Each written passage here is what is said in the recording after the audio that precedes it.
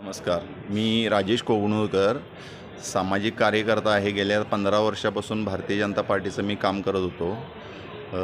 पण भारतीय जनता पार्टीकडून महायुती झाल्यामुळं किंवा इतर काही अनुषंगानं ते उमेदवारी आपल्याला मिळाली नाही.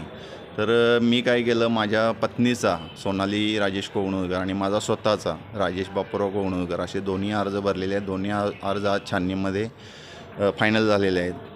तर मी कोणत्या बस्तीत अपक्ष म्हणून लढायचं, कारण आज प्रभागामधून ज्यावेळी आम्ही प्रभागात घरोघरी प्रचार फेऱ्या 1-2 आमच्या झालेल्या आहेत, तर प्रभागामधून अनेक लोकांच्या प्रतिक्रिया की बाबा तुमच्यासारखे चांगले सुशिक्षित सुसंस्कृत आणि धडाडीनं चांगलं काम करणारी लोकं आम्हाला पाहिजे आहेत, अशा प्रतिक्रिया येत आहेत.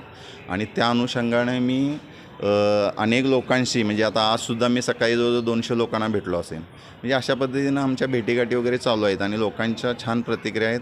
आणि आपण जे केलेलं काय सोशल वर्क आहे त्या माध्यमातून अनेक लोकांशी, अनेक घराशी संबंध आहे.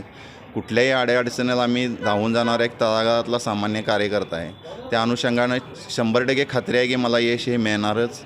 आणि जिंकून आल्यानंतर आम्ही परत 5 वर्षे जे गायब होणारे लोक आहेत तसं न हे करता लोकांच्या अडचणीला दररोज आम्ही त्यांच्या समस्या जाणून घेऊन त्याच्यावर कशी मात करता येईल, तसेच भागात रोजगार कसा उपलब्ध होईल, अनेकांना रोजगाराच्या संधी कशा उपलब्ध होतील, व्यापार वृद्धी कशी होईल, ह्या अनुषंगानं आम्ही काम करण्याची आमची एक मनोकामना आहे.